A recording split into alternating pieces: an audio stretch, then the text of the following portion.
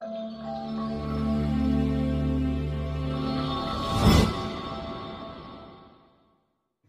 dari Direktorat Lalu Lintas Polda Sumatera Selatan bersama dari Jasa Raja datang ke pasar ini untuk membagikan masker kepada pedagang maupun pembeli. Yang kedapatan anak kami kita berikan masker supaya mereka terus mematuhi protokol